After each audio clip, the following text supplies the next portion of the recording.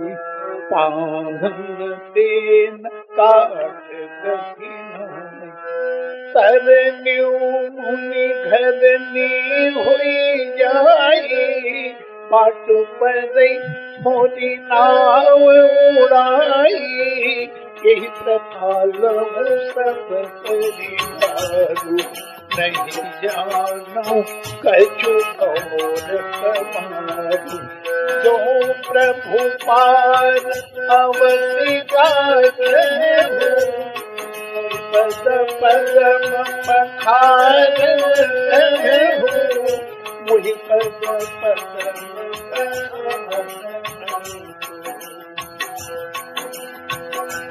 पद कमल धोई चढ़ाई नाम नाथ उतराई मुहि राम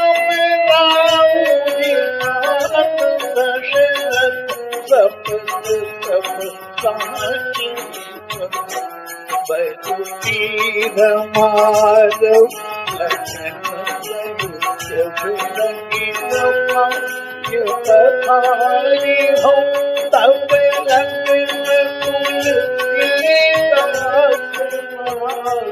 कृपा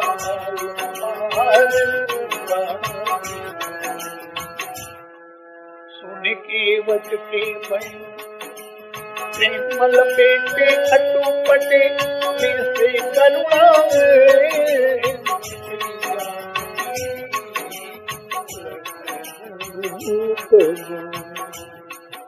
प्रभु कथा रस के रसज्ञ समस्त श्रद्धालु श्रोतागण बंधुओं भक्त में देवी आइए एकाग्र और शांत चित्त से प्रभु की रसमयी कथा श्रवण करने के लिए चलें। जहां गंगा के पावन पुनीत तट पर मानस का यह एक हठीला भक्त भगवान श्री राम से आग्रह करता है, यदि आपको उस पार जाना है तो आपको चरण प्रक्षालन कराना पड़ेगा, उसके पश्चात ही नौका में आपको बैठाऊंगा। तो रामचरितमानस का नन्हा सा केवट प्रसंग सार इतना सार गर्भित है। आज जो प्रसंग मैं आपके समक्ष प्रस्तुत करने वाला हूं उसमें ये देखें कि भगवान श्री राम किस उद्देश्य से केवट की सारी शर्तों को स्वीकार करते हैं। ज्ञान और भक्ति का एक अंतर, क्योंकि रामचरितमानस में मैंने चर्चा किया था, कुछ लोग लीलाओं का आनंद लेते हैं, पर वह लीलाएं किस उद्देश्य से की गई भगवान के द्वारा, उसकी गहराई में प्रवेश करके और उनसे शिक्षा ग्रहण करते। क्योंकि भगवान श्री राम चरित करत नर अनुहरत संस्कृत सागर से, और यह विवाद हुआ कि राम ईश्वर है कि मनुष्य है, यह भी हमारे यहां प्रचलित है। अम्बा पार्वती ने भगवान श्री राम से यही प्रश्न किया था कि महाराज ये मनुष्य है या ईश्वर है।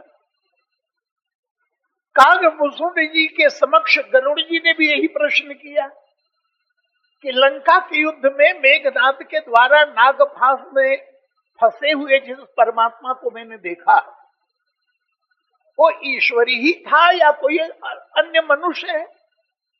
क्योंकि जिस परमात्मा के नाम लेने से भवबंधन कट जाता है वो खुद ही एक राक्षस के द्वारा नागफांस में बंध गया, जो अपने आप को ही नहीं छुड़ा पाया, उसका नाम लेने से भवसागर कैसे पार कर सकते हैं।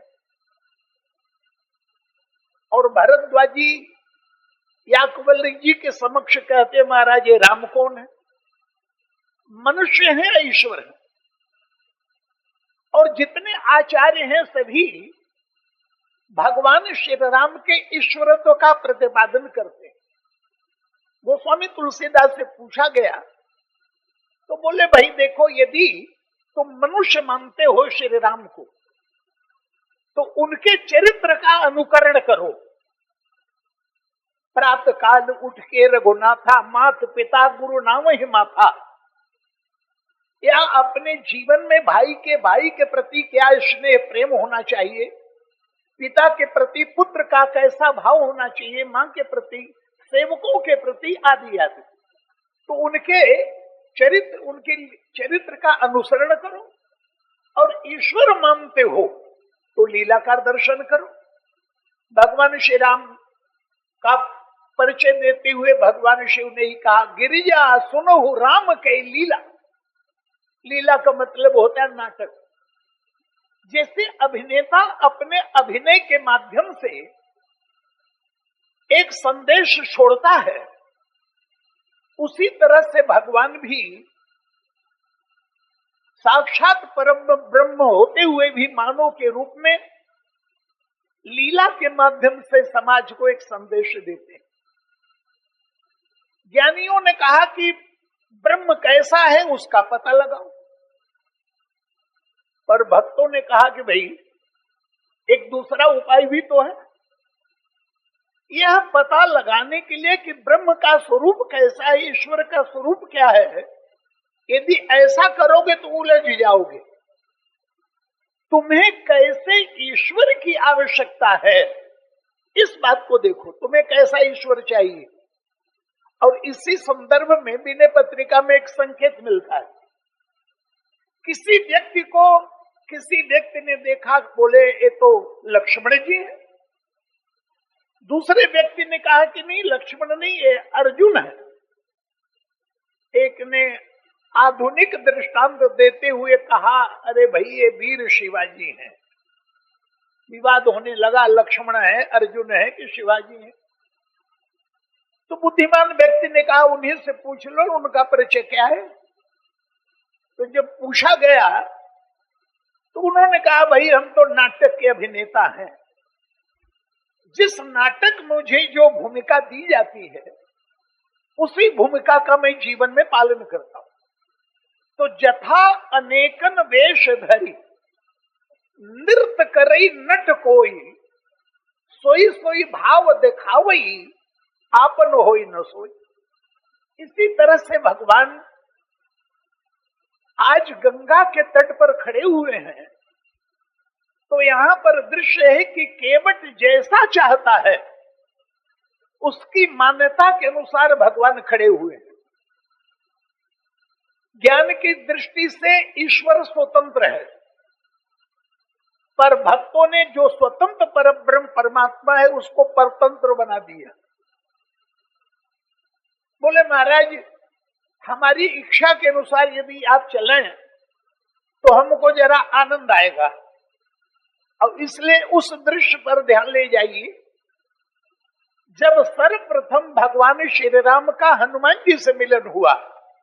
वैसे तो कल मंगलवार है, यहाँ सुंदरकांड का पाठ होगा, तो कल तो कथा होगी नहीं, विश्राम रहेगा, तो मैं भी भाग लूंगा। तो आज ही हनुमान जी के चरित्र का दृष्टांत आपके सामने आ रहा है। सर्वप्रथम श्री हनुमान जी महाराज का दर्शन हमें ऋषमुख पर्वत पर बैठे हुए सुग्रीव के साथ होता है।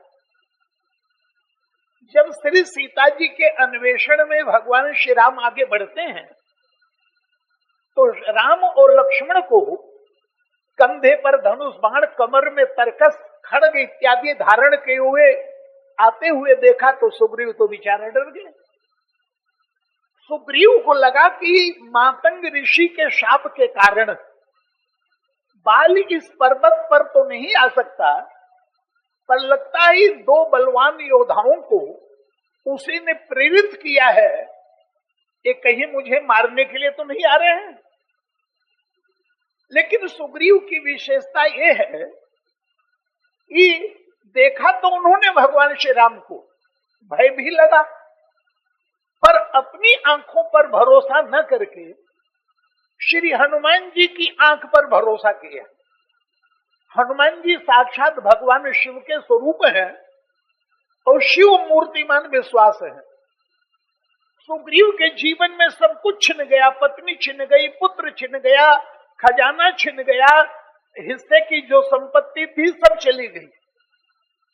सब कुछ खोने के बाद भी सुग्रीव जी ने हनुमान जी को नहीं छोड़ा। हनुमान जी मूर्तिमान विश्वास है।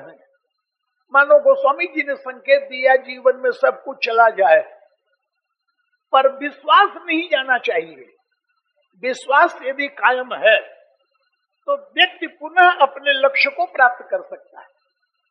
तो सुग्रीव ने कहा कि हे हनुमान, मुझे इन्हें देखकर भय लग रहा है, और तुम तो वेश बनाने की कला में बड़े निपुण हो, तो जरा ब्राह्मण का रूप बना के देखो ना, ये क्या सचमुच मुझे मारने के लिए ही आ रहे हैं? तो हनुमान जी ने पूछा कि महाराज, यदि ये मारने के लिए आ रहे होंगे तो आपके पास उपाय क्या है? सुग्रीव ने कहा, मेरे पास तो एक ही उपाय है। पठये बाली होई मन मेला, और भागो तुरंत, तजऊ यह सैला। इस पर्वत को छोड़कर मैं भाग जाऊंगा। इस कला में पूरी तरह निष्णात हूं मैं, भागने में मुझे कोई नहीं पकड़ सकता। बाली और सुग्रीव जब लड़े तो सुग्रीव विकल होकर भागे, लेकिन बाली पकड़ नहीं पाया, इतना तेज भागे सुग्रीव। तो उन्होंने कहा कि मेरे पास तो यही कला है। तब वहां पर दृश्य आता है, जरा इस दृश्य को देखिए। हनुमान जी महाराज ब्राह्मण का रूप बना के गए और भगवान श्री राम के चरणों में प्रणाम कर दिए। माथ नाई पूछत अस भयो। हनुमान जी ने प्रणाम किया, भगवान ने आशीर्वाद नहीं दिया, बल्कि प्रभु के होठों पर हल्की सी मुस्कुराहट थिरक उठी। बाद में हनुमान जी ने प्रभु से कहा, बोले महाराज, मैंने आपको प्रणाम किया, आपने आशीर्वाद न देकर उल्टे मुस्कुरा क्यों रहे थे? भगवान श्री राम ने कहा कि ब्राह्मण देवता इसलिए मुस्कुरा रहा था कि व्यक्ति जैसा वेश बनावे अभिनय के लिए, वैसा अभिनय तो पूरा करना चाहिए। पर तुम ब्राह्मण बनकर आए और मुझे क्षत्रिय को लगे प्रणाम करने, तो मैं समझ गया तुम असली ब्राह्मण नहीं हो। तुम्हें ये आशा रखनी चाहिए थी कि मैं तुम्हें प्रणाम करता क्योंकि तुम ब्राह्मण हो, पर उल्टे जब तुमने ही प्रणाम कर लिया तो मुझे लगा कि तुम असली ब्राह्मण नहीं हो। तो हनुमान जी भी ज्ञानी नाम अग्रगण्यम, भगवान शिव के अवतार।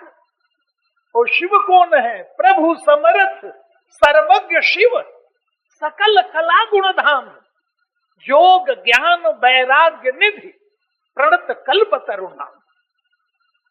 हनुमान जी ने ब्राह्मण के रूप में हाथ जोड़कर कहा, बोले महाराज, किसी राज्य में या किसी शास्त्र में ये वर्णन है क्या कि ब्राह्मण बन जाने के बाद प्रणाम करना बंद कर दे और आशा यही रखे कि सब लोग उसे प्रणाम करें, या जो प्रणाम कर दे वो ब्राह्मण रह ही नहीं गया? तो प्रभु ने कहा, फिर ब्राह्मण की परिभाषा क्या है? हनुमान जी ने कहा, महाराज, मैंने शास्त्रों में तो यही सुना है, पढ़ा है कि ब्रह्म जानाति स ब्राह्मण, जो ब्रह्म को जाने वो ब्राह्मण। तो जिस ब्राह्मण के रूप में मैं ब्रह्म को देख रहा हूं, इससे बढ़कर ब्राह्मणत्व मेरे जीवन का क्या हो सकता है? और हनुमान जी का अभिप्राय यह था कि जिस बुद्धि के द्वारा हम संसार की वस्तुओं का निर्णय करते हैं, क्या उसी बुद्धि के द्वारा परमात्मा का भी निर्णय हो सकता है क्या? इसलिए बड़ा सुंदर दृष्टांत दिया गया सूर्य और दीपक का। प्रसंग आता है कि भगवान शिव जब विवाह के लिए हिमालय के यहां पहुंचे, तो मैना शुभ आरती सवारी और संग सुमंगल गाँव ही नारी। स्त्रियां मांगलिक गीत गाती हुई दूल्हे राजा का स्वागत करने के लिए चली, परीक्षण करने के लिए चली। आई बारात दरवाजे परीक्षण चलो आई, आई बारात दरवाजे, परीक्षण चलो आई। आस पास गुण आगरी नागरी, आस पास गुण आगरी नागरी, मैना मध्य विराजेरी, परीक्षण चलो आई, आई बारात दरवाजे दी, परीक्षण चलो आई। लेकिन जब नजदीक आई तो दुर्बा अक्षत थाल सजा हुआ है, दुर्बा अक्षत दधी पान फूल फल, दुर्बा अक्षत दधी पान फूल फल, संग लिए करतारी रे, परीक्षण चलो आई, आई बारात दरवाजे दी, परीक्षण चलो आई। आई समीप बिकट बर लखी के, आई समीप बिकट बर लखी के, अरे थाल पटकी सब भाजेरी, परीक्षण चलो आई। विकट रूप रुद्र ही जब देखा, अबलन उर भय भयो विसेखा, और भाग्य भवन बैठी अति त्रासा। आजकल का कोई दूल्हा होता तो यही कहता, जिस दरवाजे पर इतना अपमान, थाल पटक दिया गया, दिया बुझा दिया गया, उस दरवाजे पर क्या दोबारा जाना चाहिए? देवताओं ने कहा भी, लेकिन भगवान शंकर कहाँ है? गए महेश जहां जनवासा, जनवासे में जाके बैठे। देवताओं ने कहा निर्णय हो गया, ब्याह नहीं होगा, घर चलो, यहां क्यों बैठे हो? भगवान शिव ने कहा निर्णय किसने लिया? बोले मैना ने। बोले चिंता मत करो, हिमालय ने निर्णय नहीं बदला है, नहीं तो जनवासा भी उठ गया होता। इसका मतलब है मैना है बुद्धि, हिमालय है चित्त। कई बार बुद्धि डावाडोल होती है, पर चित्त अचल रहेगा तो श्रद्धा और विश्वास का मिलन होगा, घबराओ मत। देवताओं ने कहा कुछ भी कहो महाराज, ये तो आपकी उदारता है, पर जिस दरवाजे पर इतना अनादर हुआ, भाई हम तो नहीं जाते, इतना अपमान। भगवान शिव ने कहा भैया मान अपमान तो अपनी अपनी मान्यता है, तुम लोग कह रहे हो कि अपमान हुआ, मैं कह रहा हूं कि आज मेरा सबसे ज्यादा सम्मान हुआ। बोले कैसे? तो बोले बाबा ने कहा एक बात बताओ, किसी को गाली दें तो उसका सम्मान है कि अपमान? बोले महाराज किसी को गाली दें तो उसका तो अपमान कर रहे हैं। भगवान शंकर ने कहा विवाह में जो गाली दी जाती है बोले वो तो सम्मान है, बस समझ में आ गया। दूसरी जगह गाली दो तो अपमान, और विवाह में गाली दी जाती है तो मानो सम्मान। तो भगवान श्री राम को भी गाली मिली। जनकपुर में प्रसंग आता है, बोले जेवन देई मधुर धुन गारी, ले ले नाम पुरुष रुनारी। समय सुहावन, समय की मांग है, बोले समय सुहावनी गारी विराजा, और हसत राऊ सुनी सहित समाजा। महाराज दशरथ को गाली दी जा रही है और महाराज दशरथ हंस रहे हैं। चक्रवर्ती सम्राट क्या आदेश दे रहे हैं कि जनकपुर की स्त्रियां बड़ी अशिष्ट हैं, इतने बड़े राजा को गाली दे रही, सेना को कहो बंदी बना लो। भगवान श्री राम को गाली मिली और बड़ा प्रचलित है। कहीं सास, सास कह रही है भगवान, कहीं सास सच सुनहु लाल जी, कितने पिता तुम्हारे, तुम्हारे कितने पिताजी हैं जरा बताना। अब किसी से कहो तुम्हारे कितने बाप हैं, उसी समय बता देगा कितने बाप हैं हमारे।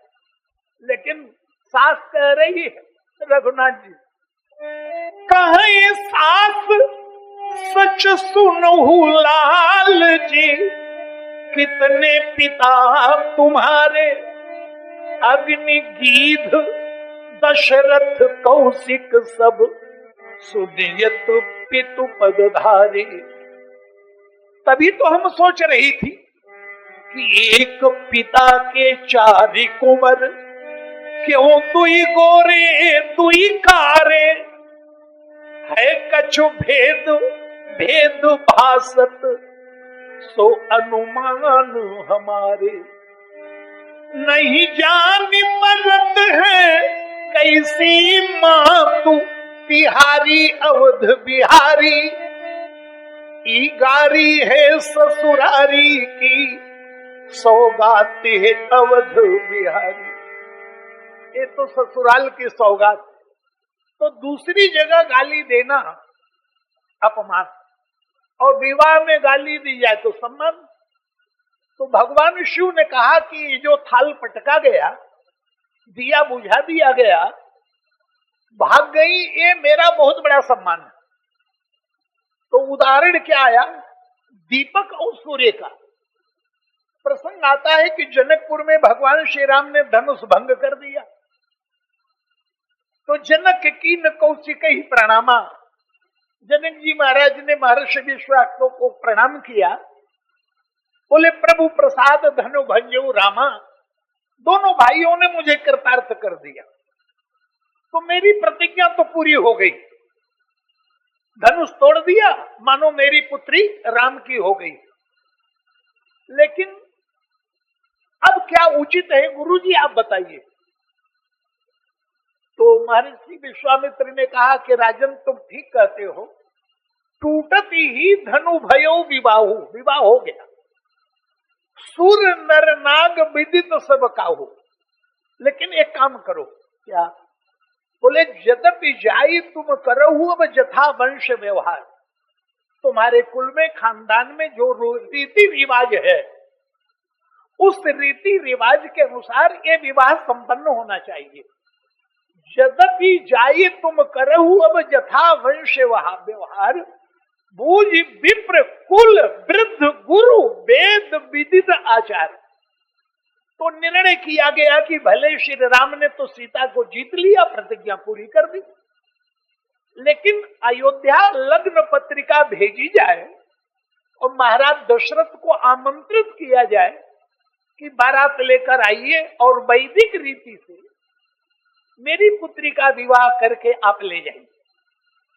तो जनकपुर से दूत आए और जो पत्रिका महाराज जनक की दूतों ने दी, तो महाराज दशरथ उस पत्रिका को बांचकर इतने आनंदित हुए कि रही गए कहत न खाटी मीठी। स्वाद क्या है, स्वाद में इतना स्वाद आवे कि स्वाद में ऐसा खो जाए कि भाई खट्टा है कि मीठा, कुछ तो बताओ, पर स्वाद के आनंद में कुछ बोल ही नहीं रहा है, वो आनंद ले रहा है। तो उस समय महाराज दशरथ ने पूछ दिया, बोले भैया कहू कुशल दो मारे, तुमनी के निज नयन निहारे। भैया मेरे दोनों पुत्रों को तुमने अपनी आंखों से अच्छी तरह देखा है? दूतों ने कहा महाराज इतनी अच्छी तरह देखा है, इतनी अच्छी तरह देखा है कि जब से आपके राजकुमारों को देखा है उसी दिन से दिखाई देना ही बंद हो गए। बड़ी विचित्र बात है। और यही वाक्य कह रहे हैं क्या? बोले देव देव देखी तब बालक तो, अपना आँखी तर आवत को। अब इन आंखों के सामने कोई टिकता नहीं है। तीन कह कही नाथ किम चीन्हे, अरे देखिए रवि की दीप कर लीने। महाराज सूरज निकलने के बाद अंधकार में बिना प्रकाश के वस्तु यदि खोजे तो कहेंगे मूर्ख है, अंधकार में टटोल रहा है। लेकिन सूर्य निकलने के बाद कोई दिया लेके चले, कहे देखें सूर्य निकला है कि नहीं, तो और ज्यादा मूर्ख है। तो तिनका कही नाथ किम चीन्हे, अरे देखिए रवि की दीप कर लीने। दिया लेके सूरज नहीं देखा जाता, बल्कि सूर्य उगने के बाद दिया बुझाया जाता है। तो भगवान शंकर ने कहा कि मेरी सास ने जो दिया बुझाया, क्यों बुझाया? बोले अब तक तो जीवन में अंधकार था, लेकिन जब ज्ञान का सूर्य प्रकट हो गया मेरी सास के सामने, अखंडम अजम भानुकोटिक प्रकाशम, तो मेरी सास ने कहा जब सूरज ही साक्षात आ गया है तो दिए का क्या काम, इसलिए दिया बुझा दिया। तो तुम लोग कह रहे हो कि अपमान हुआ, पर मैं कह रहा हूं मेरा बहुत बड़ा सम्मान हुआ। अब सूरज को देखने के लिए कोई दिया जला के चले तो सूरज का अपमान ही तो है। सूर्य कहेगा कि मेरे प्रकाश में इनको कम दिख रहा है, इसलिए दिया लेके आए हैं देखने के लिए। तो श्री हनुमान जी का अभिप्राय यह था कि प्रभु, जिस बुद्धि के द्वारा संसार का निर्णय होता है, क्या परमात्मा का निर्णय भी उसी बुद्धि के द्वारा होगा? तो महाराज मैं तो जिज्ञासु हूं, और जिज्ञासु ज्ञान का पाठ प्रणाम से शुरू करता है। गीता में भी कहा गया है, भगवान कृष्ण भी कह रहे, तत्व तो ज्ञान यदि पाना चाहते हो तो किसी तत्वज्ञ के पास जाओ, और तत्वज्ञ के पास जाने का नियम भी है, जाकर तद विधि प्रणिपाते न परिप्रश्न न सेवया। पहले प्रणाम करो, सेवा करो, और उसके बाद विनम्रता से ज्ञान प्राप्त करो। तो महाराज आपके विषय में कौन जानता है? और इसलिए आप देखेंगे कि वाल्मीकि जी महाराज ने यही कहा था भगवान श्री राम से कि महाराज आप पूछ रहे हो कि मैं कहाँ रहूं, और मुझे बड़ा संकोच हो रहा है कि मैं क्या बताऊं कि कहाँ रहो, क्योंकि जहां तुम नहीं हो बता दो तुम ही, वहीं बता दूं, क्योंकि आपकी महिमा तो अपरंपार है। कैसी महिमा है आपकी? बोले जग देखन तुम देखन हारे, विधि हरि शंभु न चावन हारे। एऊ न जाने मरम तुम्हारा, और तुम ही को जानहारा। जानेगा कौन? बोले सोई जाने जही देहु जनाई, जानत तुम ही हुई जाई। हनुमान जी ने कहा जिसे आप जनाएंगे तो वही जानेगा, इसलिए मैं जानने आया हूं, कृपा करके जनाइए आप कौन है। भगवान ने मुस्कुरा के कहा, भाई ब्राह्मण देवता तुम तो ज्ञानी हो, देखो तुम्हें क्या लग रहा है। हनुमान जी ने कहा, बोले महाराज यदि मुझसे आप पूछ रहे हो तो आपने कहा कि नकली ब्राह्मण। महाराज यदि नकली है तो हम दोनों ही हैं, मैं नकली ब्राह्मण और आप नकली छत्री। छत्री है नहीं, छत्री रूप फिर हो बनवीरा। छत्री का रूप बना के आप घूम रहे हैं, और असली हैं तो दोनों ही, कि मैंने ब्रह्म को जाना इसलिए बढ़िया ब्राह्मण, और आप अपने ब्रह्म के ब्रह्मत्व में स्थित थे और इसलिए आप प्रणाम नहीं कर रहे थे। तो भगवान ने कहा कि फिर तुम्हें क्या लग रहा है? तो बोले बता दूं। बोले जग कारण, आप जगत के कारण हैं। जग कारण तारण भव भंजन धरनी भार, की तुम अखिल भुवनपति लीन मनुज अवतार। जैसे ही हनुमान जी के मुंह से वाक्य निकला, भगवान ने कहा, ब्राह्मण देवता जितनी बातें तुम कह रहे हो इसमें समय कुछ भी नहीं हूं। तुम कह रहे हो जग कारण, जग कारण नहीं, दशरथ के कारण हूं। और तुम कह रहे हो अखिल भुवनपति, अयोध्यापति बन रहा था वो भी नहीं बन पाया, निकाल दिया गया हूं। तुम कह रहे हो अखिल भुवनपति, और तुम कह रहे हो भंजन धरनी भार, क्या धरती का भार दूर करूंगा मैं? धरती की बेटी से विवाह हुआ, उसी को नहीं बचा पाया, कोई ले गया। तो मैं तो खूब ढूंढ रहा हूं कि कोई मिले जो मेरा भार हल्का करे। और जैसी लक्षणों को काट दिया, तुरंत हनुमान जी दौड़े, प्रभु पहचाने परे गई चरण, चरणों को कस के पकड़ लिए। भगवान ने कहा, ईश्वर का एक भी लक्षण मेरे अंदर नहीं है, फिर तुम चरणों को क्यों पकड़ रहे हो? हनुमान जी ने कहा, इसलिए चरणों को पकड़ रहा हूं कि जिन जिन लक्षणों का वर्णन मैंने किया, यदि आप उसका समर्थन करते तो मैं विचार करता आप ईश्वर हैं भी या नहीं। लेकिन जब सारे लक्षणों को आपने खुद ही काट दिया तो मैं समझ गया कि ब्रह्म तो सभी लक्षणों से ऊपर है। तो प्रभु ने पूछा, फिर ये लक्षण क्या है जो शास्त्रों में बताए गए हैं? ईश्वर ऐसा है, ऐसा है, ऐसा है, ये क्या है? हनुमान जी ने कहा, महाराज ये तो जीव की कल्पना है। जीव को जो जो वस्तुएं दुर्लभ लगी उसने परमात्मा से जोड़ा कि परमात्मा ऐसा होगा, इसलिए भगवान के लिए कोई उपमा नहीं लगती, इतना ध्यान रखना।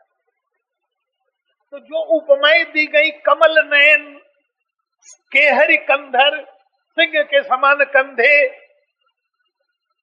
ये आदि आदि उपमाएं क्या है? बोले जीव की कल्पना है। तो भगवान है कैसे? निरुपम उपमा आन राम समान, राम निगम कहे। राम के समान तो राम ही है। कैसे? जिमि कोटि सत खद्योत समरवि, कहत अति लघुताल है। यही भांति निज निज मति विलास, ये मुनियों की बुद्धि का विलास है। सारे शास्त्रों में, सारे शास्त्र, सारे वेद, सारे पुराण मिल के भी भगवान के विषय में कहना चाहे असमर्थ हो जाएंगे। यही भांत निज निज मति विलास, मुनीस हरि ही बखाने ही। लेकिन हम भले ही बुद्धि से भगवान की स्तुति करें, पूजा करें, लेकिन भगवान बुद्धि से नहीं सुनते हैं, ध्यान रखना। तो कैसे सुनते हैं? प्रभु भाव गाहक अति कृपाल, सप्रेम सुनि सुख मानि। हम स्तुति करते हैं बुद्धि से, पर भगवान बुद्धि से नहीं सुनते, भाव से सुनते। क्यों? हम बुद्धि से कहें, भगवान भी बुद्धि लगाने लग जाए हमारी स्तुति में, तो भगवान डांट के कहेंगे, तुम जितना बता रहे हो क्या मैं इतना ही हूं क्या? तो भगवान, जैसे छोटी सी बच्ची कल्पना का हलवा माता पिता के पास ले आई और तुतला के बोली हलवा बनाई हूं, खा लो। उस समय आप बुद्धि लगाते हैं कि भाव लगाते हैं? यदि आपने बुद्धि लगाई तो अच्छे माता पिता नहीं है, उस समय आप भाव लगाते और कहती बेटा हलवा है नहीं, कल्पना का है। और माता पिता कहते बेटा ऐसा हलवा खिलाया पूरा पेट भर गया। तो भगवान भाव भगति आनंद आघाने, भगवान भाव से आनंदित होते हैं। तो हनुमान जी ने कहा, महाराज सभी लक्षणों को आपने काट दिया तो मैं समझ गया कि ब्रह्म तो सभी लक्षणों से ऊपर है। और उसके लिए हमारे गुरुजी महाराज एक बहुत बढ़िया दृष्टांत देते थे। बोले एक गांव में एक बुढ़िया रहती थी, बड़ी गरीब थी, अभावग्रस्त जीवन था, कभी खाने को मिले, लेकिन उसने सुन रखा था कि हमारे देश की रानी बड़ी धनवान है। बहुत सी महिलाएं धूप सेक रही थी, वो बुढ़िया वहां पहुंच गई और उन स्त्रियों से पूछने लगी कि सुना है हमारे देश की रानी बड़ी धनवान है, क्या ये बात सच है? सभी स्त्रियों ने कहा दादी बिल्कुल ठीक है, हमारे देश की रानी बड़ी धनवान है। तो गरीब बुढ़िया बोली तब तो रोज गुड़ खाती होगी रानी। अब जरा विचार करो, रानी का गुड़ का क्या मतलब है? पर बुढ़िया को गुड़ नहीं मिलता था और उसको लगा कि रानी को रोज मिलता होगा, तो ये बुढ़िया के कल्पना की रानी हुई ना। इसी तरह भगवान के विषय में सारे ऋषि मुनि सब कल्पना ऐसे होंगे, ऐसे होंगे, ऐसे होंगे, पर प्रभु तो सभी लक्षणों से ऊपर है, प्रभु भाव गाहक। और उसके बाद हनुमान जी ने भगवान से आग्रह किया, बोले महाराज एक कृपा करेंगे क्या? क्या? बोले अभी आपने बताया कि कौशल्या और दशरथ के पुत्र हैं आप, और आपने ये भी बताया कि नाम राम लक्ष्मण दो भाई, लक्ष्मण और आप भाई हैं, और आपने सीता जी के विषय में बताया यहाँ हरि निश्चर वैदेही। तो इससे ये पता चलता है कि भक्ति में 5 भाव होते हैं।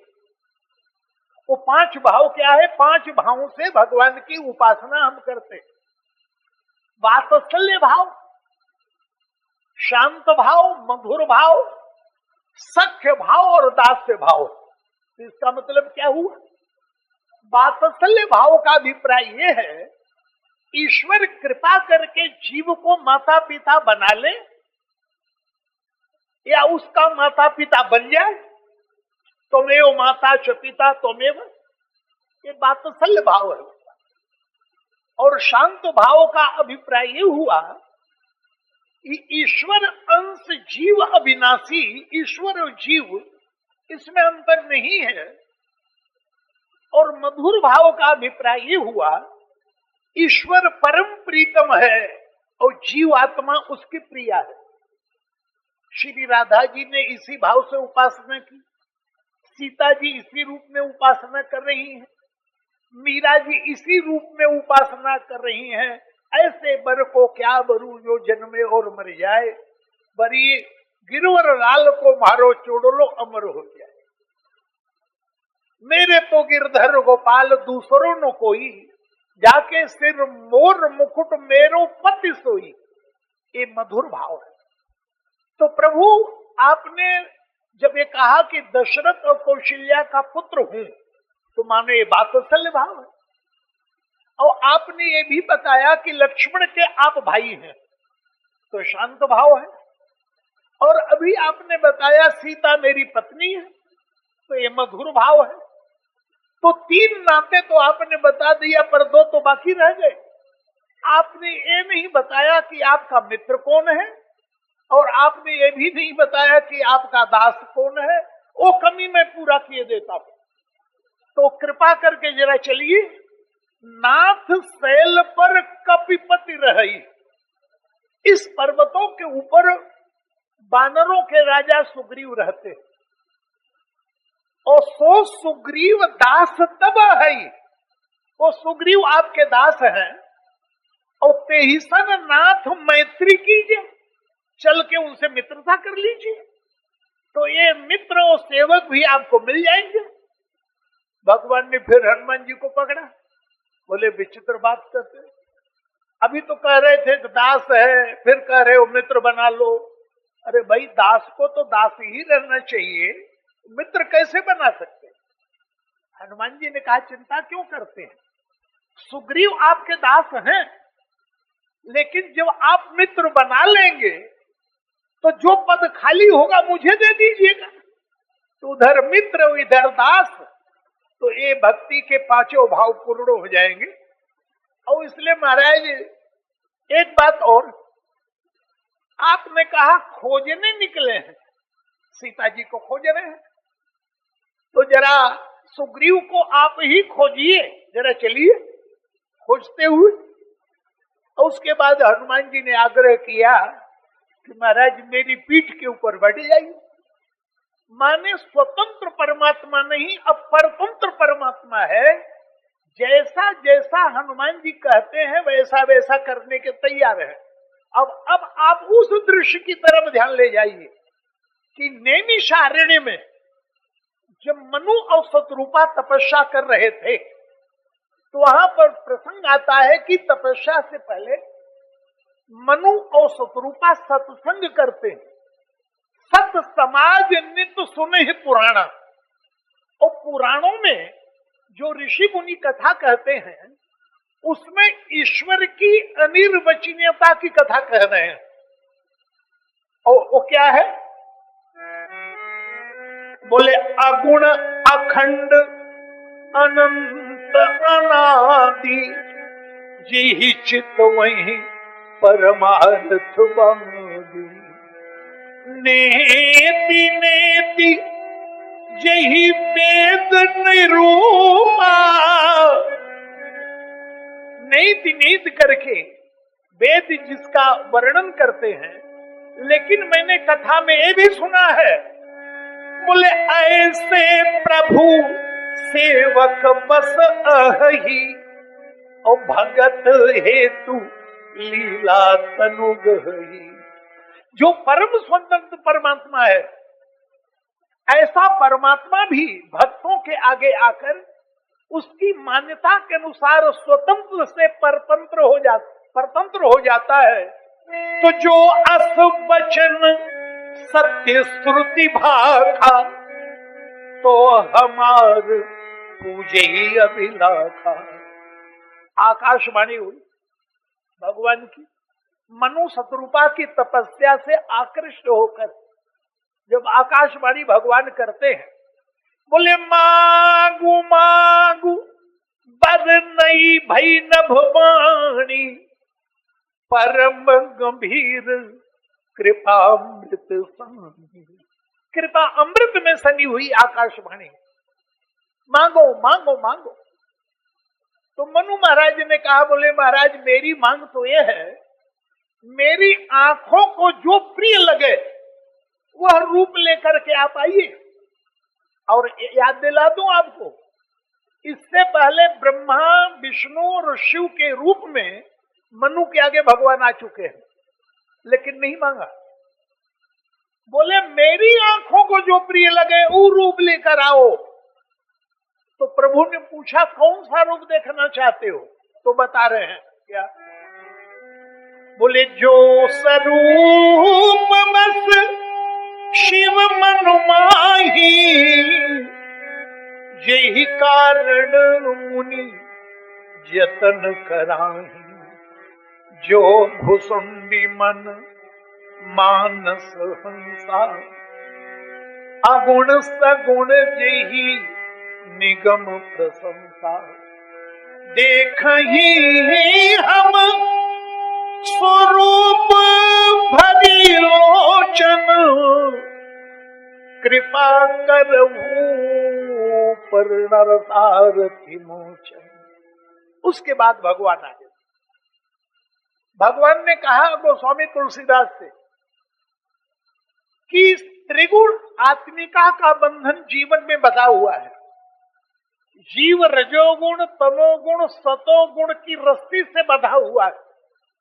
रस्सी को यदि मजबूत बांधते हैं तो तेहरा बांधते हैं।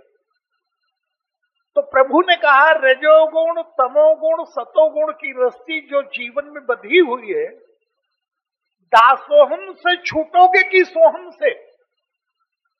गोस्वामी जी ने कहा उपाय एक और भी तो है महाराज। क्या? रस्सी किसने बनाई? भगवान ने कहा कर्म की रस्सी तो मेरे द्वारा ही बनी है। तो प्रभु उपाय तो बड़ा सरल है। जैसे आपने कर्म की डोरी में हम जीवों को बांधा है, तो उपाय तो यह है कि शरीर को समेटने की कला आती हो तो बंधन ढीला हो जाएगा, निमुक जाएगा व्यक्ति। लेकिन एक उपाय है कि जैसे बांधा है वैसी खोल दे। तो विनय पत्रिका में क्या कह रहे हैं? है श्रुति विदित उपाय सकल सुर। शास्त्रों में तमाम उपाय बताए गए। है श्रुति विदित उपाय सकल सुर, कही कही दीन निहोरे। किसका किसका निहोरा करूं? तुलसीदास यह जीव मोह रज, जोई बांधे सोई छोरे। जिसने बंधन बांधा है वही खोल दे। तो भगवान ने कहा अच्छा काट देते, रस्सी काट देते। ना ना काटिए मत, खोलिए खोलिए। प्रभु ने कहा चाहे काटे चाहे खोले तुम तो मुक्त हो जाओगे। गोस्वामी जी ने कहा महाराज काटता तो वो है जो ना समझ होता है, गांठ खोलना नहीं आता। बोले काट दो, खोल के रखिए। भगवान ने कहा जिस बंधन ने तुम्हें बांधा उस रस्सी को खुलवा के क्या करोगे? गोस्वामी जी ने कहा उसी में जरा आपको बांध के देखेंगे कैसे लगते हो। तो मनु महाराज ने कहा कि अब तो बंधन में बांधूंगा। हनुमान जी बंधन में बांध रहे हैं और गंगा के तट पर केवट भी बंधन में बांध रहा है। तो जरा बांध कर देखूंगा आप कैसे लगते हो। तो जिन बांधे हो सुर असुर नाग नर, परम कर्म की डोरी, सोई अविच्छिन्न ब्रह्म जसुमति, हठ बांधे सकत न छोरी। ऐसा बंधन बांधा मां यशोदा ने कि छूटना बड़ा कठिन हो गया। मनु महाराज कह रहे चाहो तुम ही समान सुख, तो उन्हें पुत्र बनेंगे तो बंधन में बंधेंगे, पिता की आज्ञा का पालन करेंगे, बंधन में बंधना ही। तो हनुमान जी ने कहा आप स्वतंत्र ईश्वर तो है नहीं, आप तो परतंत्र हैं। तो जैसे जैसे मैं कहूं ऐसे वैसे करिए। सुग्रीव से चलिए मिलने के लिए, लेकिन मेरे कंधे पर बैठ के चलिए। लिए दो जन पीठ चढ़ाई। प्रभु ने कहा क्या अनर्थ कर रहे हो? अभी कह रहे थे जग कारण तारण भव भंजन धरणी भार। तो भूमि भार हारी के भार को क्या तुम्हारे इतने कंधे मजबूत हैं जो उठा सके? हनुमान जी ने कहा साहस तो नहीं करता, पर आपने परिचय दिया तो हिम्मत बढ़ रही है। तो मैं तो यही सोचता था कि ब्रह्म बहुत भारी है, लेकिन आपने कह दिया दशरथ कौशल्या का बेटा बन गया हूं, तो मैं प्रसन्न हो गया कि मैं तो सोचता था कि भारी है, पर जब बेटा बना है तो माता पिता गोद में उठाया ही होगा। व्यापक ब्रह्म निरंजन निर्गुण विगत विनोद, सो अज प्रेमा भगति बस कौशल्या की गोद। और महाराज दशरथ भी गोद में उठाते। एक सखी कह रही अवधेश के द्वारे सकारे गई, सुत गोद के भूपति ले निकसे। तो हनुमान जी ने कहा जब दशरथ और कौशल्या गोद में उठा सकते हैं तो हनुमान तो पीठ पे बैठा ही सकता है। उठाने वाला परमात्मा, उठने वाला ब्रह्म तो अब मिला है, इसलिए मेरी पीठ पर बैठी है।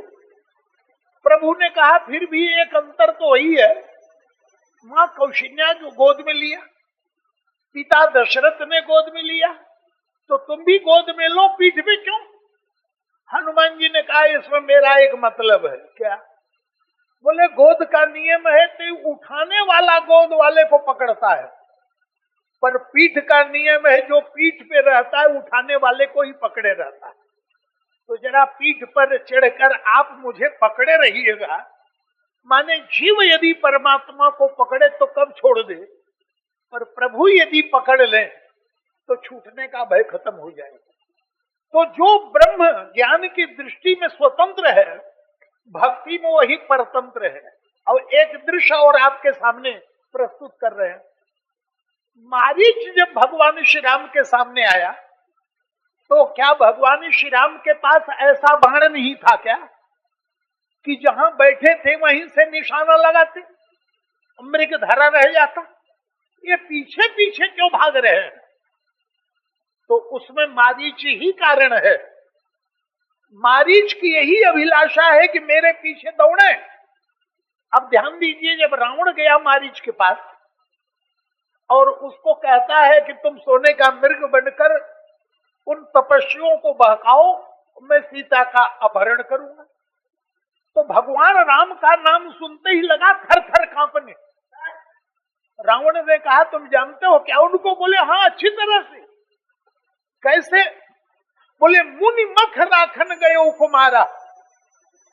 महर्षि विश्वामित्र की यज्ञ की रक्षा के लिए दोनों राजकुमार गए थे, और जो मैंने विघ्न डाला अपने भाई के साथ मिलकर, तो बिन फर सर रघुपति मोहि मारा, बिना नोक का बाण मारा, और सत योजन आयो क्षण माही। मॉरिशस में जाके गिरा। ये मॉरिशस मारीच की राजधानी है।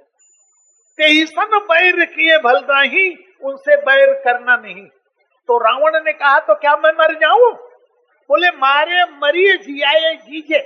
वो मारना चाहे तो मर जाओ, वो जिंदा रखना चाहे तो जिंदा रहो।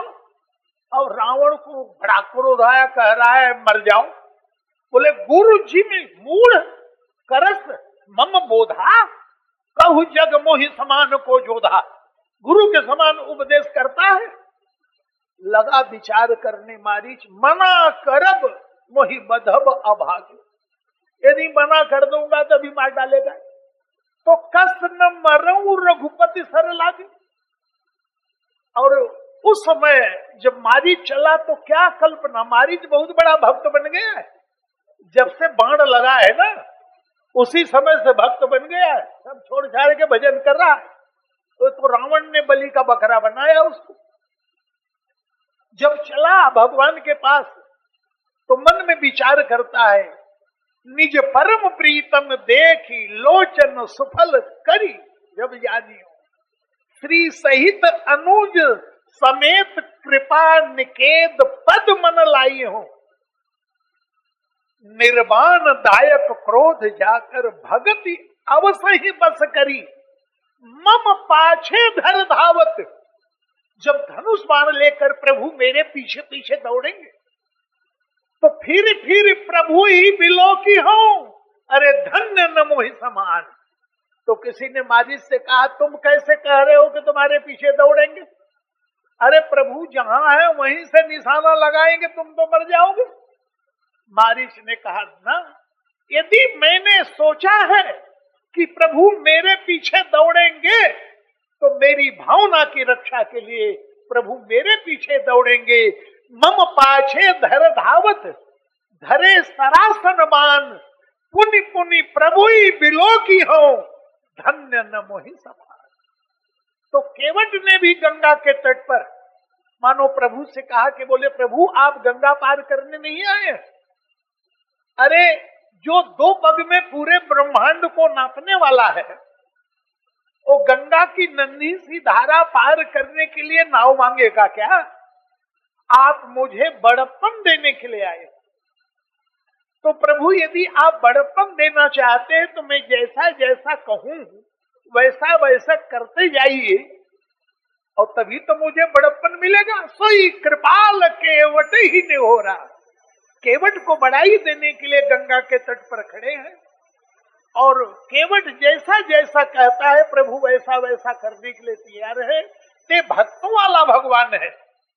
और केवट और भगवान श्री राम के मिलन का और क्या अभिप्राय है, इसकी चर्चा कल तो नहीं, कल तो सुंदरकांड का पाठ होगा, तो मैं भी सम्मिलित होऊंगा उसमें पाठ में। परसों आपके सामने आएगी। इन्हीं शब्दों के साथ 2-4 बार भगवान का नाम लिया जाए।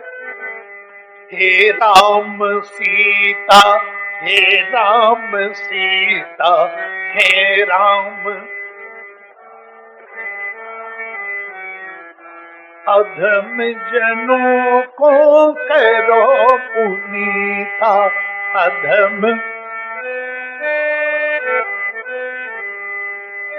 हे राम सीता, हे राम सीता, हे राम बोलो। अधम जनों को करो पुनीता, अधम। हे राम सीता, हे राम सीता, हे राम। अधम जनों को करो पुनीता, अधम जनों को करो पुनीता। हे राम सीता, हे राम सीता, हे राम बोलिए, हे राम सीता, हे राम सीता, हे राम सीता, हे राम सीता। अधम जनों को करो पुनीता, अधम जनों को करो पुनीता। इसी में भागवत, इसी में गीता, इसी में भागवत, इसी में गीता। अधम जनों को करो पुनीता, अधम जनों को करो पुनीता। बोलो भक्त वत्सल भगवान की जय।